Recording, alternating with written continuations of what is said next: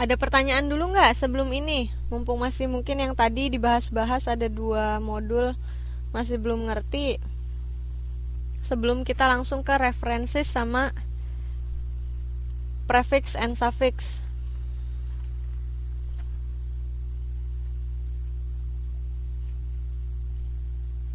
Nggak ada pertanyaan tentang yang tadi. Hebat semuanya. Pemahamannya super. Bener nih, yang lain gak ada yang ada unek-unek. Aku masih ada yang gak tahu yang tadi gitu. Ayo.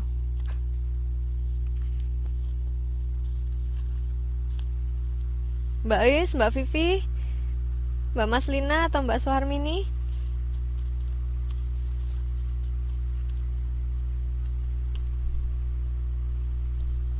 Gak ada.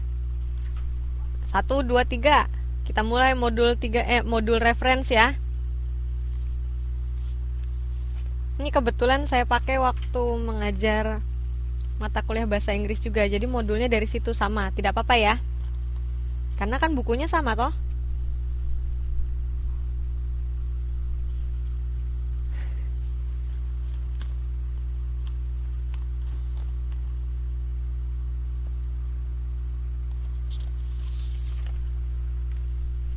Oke.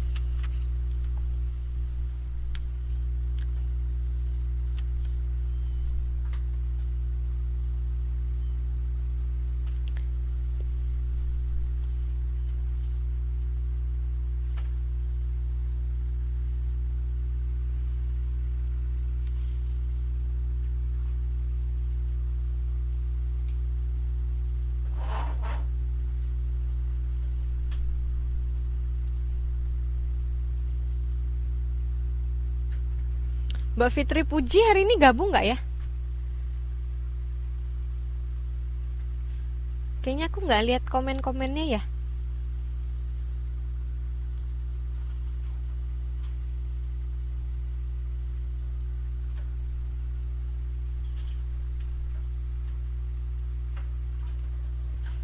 Mbak Budi Utami ada nggak? Mbak Deno ada nggak?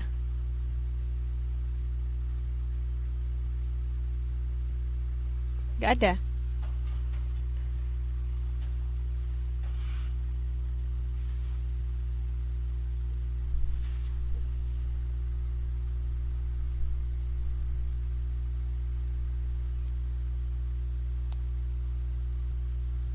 Oke.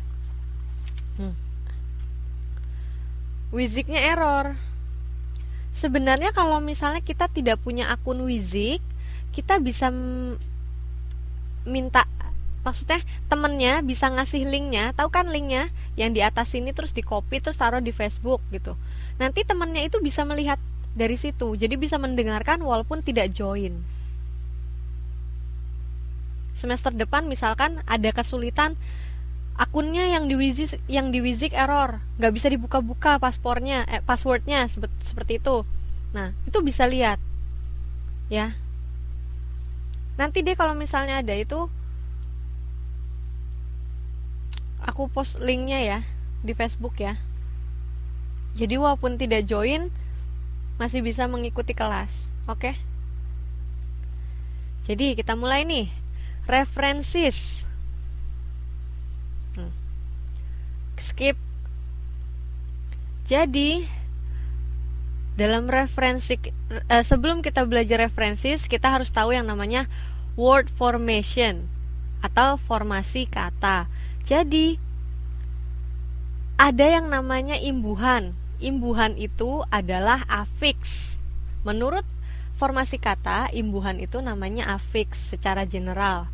Nah, ketika imbuhan tersebut diposisikan di belakang, maka dia dinamakan suffix. Dan ketika dia diposisikan di depan, dia dinamakan prefix. Nah, dalam suffix, diantaranya ada beberapa fungsi. Ketika suffix itu atau imbuhan itu, dia mengubah kata menjadi kata benda. Nah, contohnya adalah driver, dari kata asalnya drive, kemudian ditambahkan imbuhan e dan r. Dia menjadi driver. Drive itu adalah mengemudi, sedangkan ketika ditambahkan e dan r menjadi apa? Orangnya atau pengemudi. Nah, kemudian ya, supir atau pengemudi. Kemudian dalam suffix itu ada juga yang modify word into adjective. Nah, jadi mengubah kata menjadi satu kata sifat. Contohnya dari kata child. Child itu artinya apa? Anak, ya. Nah, ketika ditambahkan ish, dia menjadi sifat yang seperti anak-anak, yaitu kekanak-kanakan. Betul. Makanya ketika ada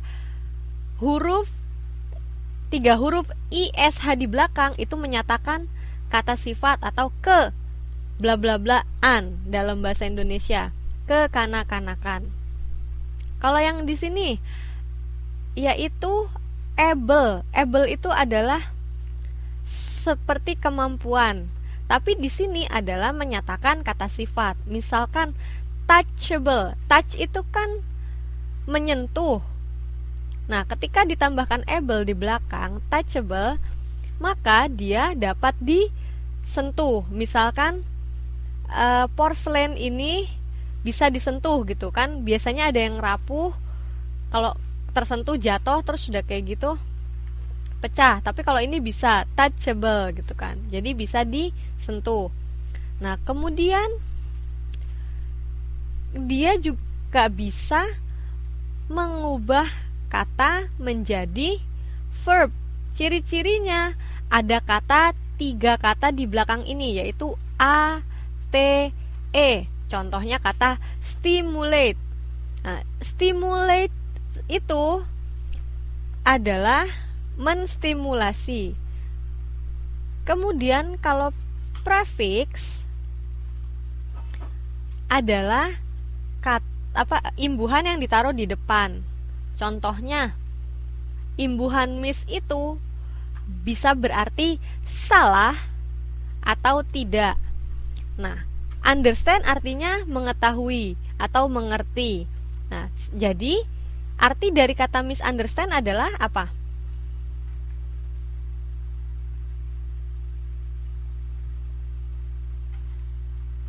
Yang satu salah, yang satu mengerti. Salah mengerti atau salah pengertian, itu misunderstand. Kemudian call itu kan dari kata memanggil. Re itu kan sesuatu yang diulang-ulang artinya. Arti imbuhan re atau re itu adalah kata yang diulang-ulang. Jadi kalau recall adalah mengingat kembali, karena sesuatu yang diulang itu berarti untuk diingat, seperti itu. Misunderstand itu salah mengerti artinya. Miss itu bisa salah atau tidak, tapi di sini dia fungsinya sebagai salah, seperti itu. Sampai di sini ada yang jelas? Ada yang kurang jelas atau sudah jelas? Kalau jelas dilanjutkan ya. Biar bisa membahas yang satunya lagi tentang reference. Ya. Nah, keunikan dari imbuhan bahasa Inggris adalah terkadang imbuhan yang di depan maupun di belakang itu bisa dipisahkan dari kata dasarnya atau root, atau bisa juga tidak bisa dipisahkan, atau memang dia bagian dari kata tersebut. Walaupun imbuhan misalnya yang tiga kata seperti tiga huruf yang terdapat dalam kata tersebut mengisyaratkan arti tertentu. Nah, contoh-contoh imbuhan yang bisa dipisahkan atau tidak itu seperti ini. Dari kata paint, dia itu kan paint itu adalah lukisan. Ditambahin i dan r jadi orangnya, menjadi pelukis. Nah, paint kita bisa berdiri sendiri kan. Kata paint tersebut bisa berdiri sendiri dan memiliki arti. Tapi terkadang meskipun dia ada suffix dan prefix, dia tidak bisa berdiri sendiri. Contohnya di sini ada, yaitu stimulate. Nah, dia nggak bisa tidak berarti kalau kita di situ tulisannya stimul, tidak ada artinya. dan tidak, itu bukan suatu kata gitu. Sedangkan dia memang satu kata tersebut berikut dengan prefiksnya adalah rootnya atau akarnya memang seperti itu. Tapi dia dalam kata tersebut kata tersebut ada 3 huruf A, T, dan E yang mengisyaratkan bahwa dia adalah verb seperti itu. Jadi tidak sama dengan imbuhan dalam bahasa Indonesia ya. Kalau bahasa Indonesia semuanya bisa dipisahkan kan? Jelas? Lanjut? Bisa?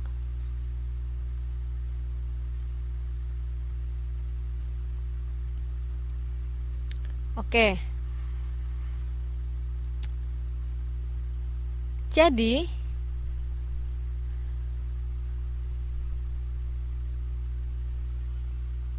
ini yang mana? Reference. Oke. Understanding paragraph salah.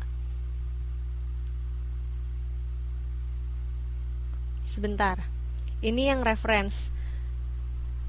Mau reference dulu atau tadi sudah penjelasan tentang itu ya, tentang apa namanya? Prefix suffix. Kita ke itu aja dulu. Bahasa Inggris modul 2 mana-mana.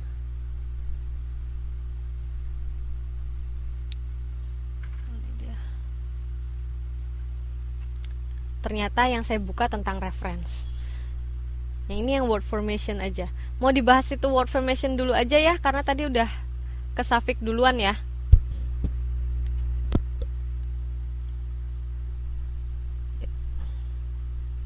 Oke. Nah, tadi itu ini dilanjutkan yang tadi lagi, yang tentang afix, suffix, sama prefix. Masih ingat?